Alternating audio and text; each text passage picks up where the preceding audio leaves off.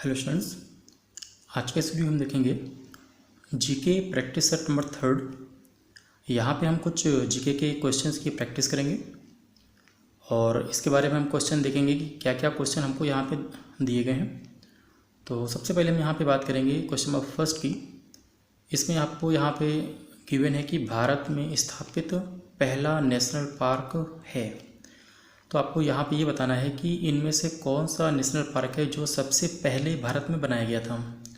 जैसे कि ऑप्शन में दिए गए हैं, पहला हमको दिया गया है जिम कॉर्बेट, सेकंड हमारा कान्हा, थर्ड है सरिस्का, फोर्थ है भरतपुर सेंचुरी। तो देखिए यहाँ पे आपको एक चीज़ यहाँ पे मालूम होनी चाहिए कि इंडिया में जो सबसे पहला नेशनल पार्क बनाया गया था वो है हमारा जिम कॉर्बेट। ठीक है, ये हमारा जो जिम कॉर्बेट है ये बेसिकली हमारा उत्तराखंड में है। उस समय तो खैर ये यूपी का पार्ट था, लेकिन आपको ये याद रखना है कि इस समय प्रेजेंट टाइम पे ये उत्तराखंड में है। और जब ये बनाया गया था तो 1936 में, लेकिन 1936 में ये बनाया गया था। तो ये सबसे पुराना भारत का एक तरीके से नेशनल पार्क है जो कि आज़ादी के पहले बनाया गया था और ये कहाँ पे, उत्तराखंड में है। इसके बाद देखेंगे यहाँ पे कान्हा की बात करेंगे तो कान्हा हमारा मध्य प्रदेश में ये टाइगर रिजर्व है। और ये सरिस्का है, ये हमारा एक तरीके से राजस्थान में है। और ये भरतपुर जो सेंचुरी है बेसिकली बर्ड सेंचुरी है, ये भी हमारे कहाँ पे, ये भी हमारी राजस्थान में है। तो इस तरीके से आपको नाम तो याद रखना ही है, ये भी पता रखना है कि किस स्टेट में है। कई बार आपको स्टेट के बारे में पूछ लेता है, तो आपको यहाँ पे याद रखना है कि ये जिम कॉर्बेट हमारा सबसे पुराना है और उत्तराखंड में यहाँ पे मौजूद है। इसका हम देखते हैं क्वेश्चन नंबर 2। यहाँ पे कह रहा है कि बास्केटबॉल खेल के एक टीम में कितने खिलाड़ी होते हैं। देखिए बास्केटबॉल आपने अगर कभी देखा होगा गेम, तो बास्केटबॉल में आपने देखा होगा कि 2 टीमें होती हैं। अगर हम एक टीम की बात करेंगे तो बेसिकली इसमें जो खिलाड़ी रखे जाते हैं वो कितने होते हैं यहाँ पे, ये मेनली होते हैं 5। ठीक है, 5 हमारे खिलाड़ी यहाँ पे होते हैं। तो कई सारे आपको गेम्स होते हैं तो अलग अलग आपको याद रखना है। जैसे क्रिकेट में 11 प्लेयर होते हैं, ऐसे बाकी कुछ कुछ टीम के प्लेयर्स के बारे में पता होना चाहिए। तो बास्केटबॉल में हमारे 5 प्लेयर होते हैं, यानी कि हमारा ऑप्शन नंबर 20 का करेक्ट होगा। और यहाँ पे ऑप्शन नंबर फर्स्ट यानी कि ए करेक्ट होगा। नेक्स्ट हम यहाँ देखेंगे कि क्वेश्चन पूछा गया है कि सिली पॉइंट किस खेल में प्रयुक्त होने वाला शब्द है। देखिए ऐसे कई गेम होते हैं जिनमें छोटे छोटे शब्द यूज़ किए जाते हैं, तो उनमें से एक तरीके से हमारे सिली जो पॉइंट है ये एक जो यानी कि शब्द है जो कि खेल में प्रयुक्त होता है, ये बेसिकली किसका है, क्रिकेट का है। तो क्रिकेट के जो गेम होते हैं इनमें हम सिली पॉइंट का वर्ड का यूज़ करते हैं। तो आपको यहाँ पे ऑप्शन नंबर फर्स्ट हमारा एक तरीके से राइट है। नेक्स्ट हम क्वेश्चन देखेंगे। इसमें कह रहा है कि संविधान के किन अनुच्छेदों में मौलिक अधिकारों का वर्णन किया गया है। अब देखिए मौलिक अधिकार आपको पता है कि हमारे संविधान की सबसे इम्पोर्टेंट और सबसे महत्वपूर्ण चीज़ होती है जो कि हर एक इंसान के लिए इम्पोर्टेंट है। तो ये जो मौलिक अधिकार हैं तो ये बेसिकली हमने आपको बताया था कि संविधान को कई अनुच्छेदों में और कई भागों में बांटा गया है। तो ये हमारा जो मौलिक अधिकार है भाग नंबर 3 में अनुच्छेद 12 से लेकर के 35 के अंडर में हमारे मौलिक अधिकार लिखे गए हैं। इसका मतलब ये कि हमारा ऑप्शन नंबर जो है वो बी करेक्ट होगा। और आपको याद भी रखना है कि अनुच्छेद 12 से लेकर के 35 तक के जो भी हमारे एक तरीके से अनुच्छेद हैं उनमें हम मौलिक अधिकारों का ही वर्णन किया गया है। नेक्स्ट हम देखेंगे क्वेश्चन नंबर 5 में यहाँ पे कहा जा रहा है कि तिब्बत में बौद्ध धर्म का प्रचार करने वाले बौद्ध भिक्षु कौन थे। अब देखिए आपको मालूम है कि तिब्बत बेसिकली बौद्ध धर्म का ही एक तरीके से देश है। वहाँ पे बौद्ध धर्म को मानने वाले लोग ज़्यादा हैं और बौद्ध यानी कि तिब्बत में एक तरीके से बौद्ध धर्म का जो प्रचार प्रसार वो भारत का उसमें काफ़ी श्रेय है, भारत की वजह से ही आता है। तो उसमें हमारे जो बौद्ध भिक्षु थे जिन्होंने तिब्बत में बौद्ध धर्म का सबसे पहले प्रचार किया वो थे हमारे पद्मसंभव। ठीक है, पद्मसंभव जी को बौद्ध धर्म का प्रचारक माना जाता है तिब्बत में। बाकी अदर कंट्री में भी अलग अलग होते हैं, लेकिन यहाँ पे पद्मसंभव आपको याद रखना है। नेक्स्ट हम देखेंगे यहाँ पे क्वेश्चन कह रहा है कि निम्नलिखित में से कौन सी पंचवर्षीय योजना की अवधि सही नहीं है। अब इनमें से आपको पहली दी गई है कि 1951 से 1956 यानी 1951 से लेकर के 1956 तक। दूसरी हमारी जो पंचवर्षीय योजना दी गई है वो दी गई 1956 से 1961 के बीच। थर्ड हमारी 1961 से 1966 के बीच और चौथी हमारी दी गई 1966 से 1971 के बीच।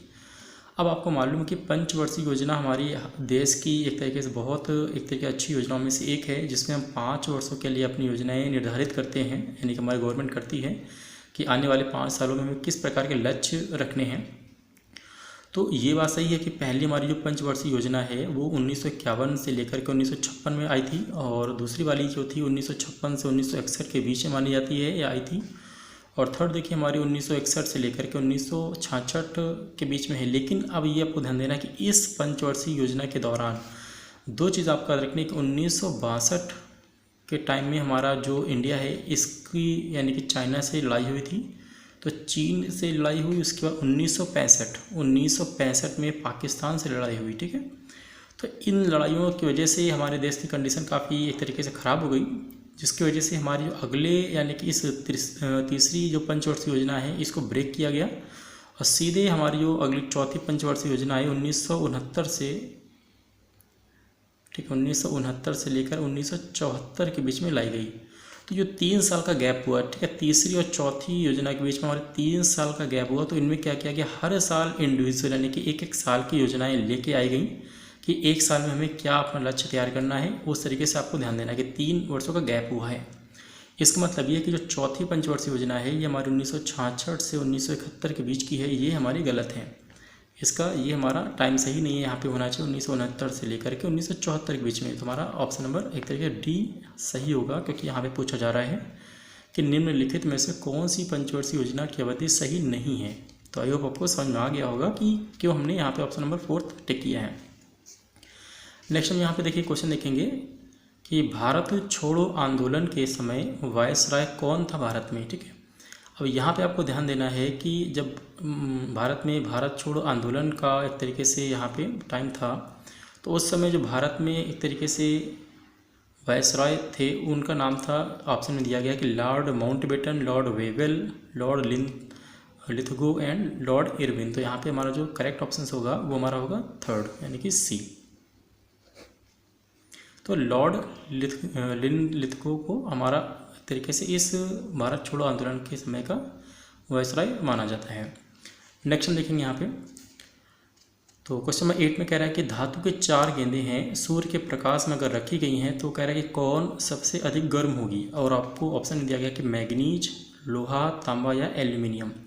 अब देखिए यहाँ इंपॉर्टेंट ये है कि यहाँ पे चारों एक तरीके से धातु की गेंदें दी गई हैं, ये एक तरीके से साइंस का क्वेश्चन है, तो आपको ध्यान ही देना है इनमें से जो सबसे जल्दी गर्म होगी वो होगी तांबा, ठीक है। तांबा आपको ध्यान देना है कि तांबा एक ऐसी धातु है इसका एक तरीके से वर्क फंक्शन यानी कार्यफलन सबसे कम होता है, कह सकते हैं। इसके अलावा आप ये बोलेंगे कि यहाँ पे जैसे ही धूप पड़ेगी या इसको सनलाइट पड़ती है तो इसके इलेक्ट्रॉन्स सबसे तेज़ी से निकल के बाहर आ जाते हैं।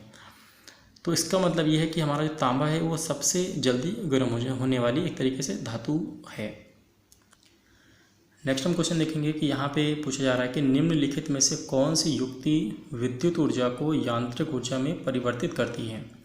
अब देखिए विद्युत ऊर्जा को यांत्रिक ऊर्जा में जो परिवर्तित करने वाली एक तरीके से यहाँ पे युक्ति है, तो वो हमारी कौन सी होती है, वो हमारी विद्युत मोटर। अब आप जानते हैं कि हमारे घरों में जो मोटर यूज़ करते हैं उसको हम इलेक्ट्रिसिटी देते हैं यानी विद्युत देते हैं, जिसकी वजह से वो रोटेट करती है, घूमती हैं, और हमारी जो भी चीज़ें उससे जुड़ी हुई हैं वो रन करना स्टार्ट कर देती हैं। तो इसका मतलब ये है कि हमारा जो करेक्ट आंसर होगा वो होगा ऑप्शन नंबर 3 यानी कि विद्युत मोटर।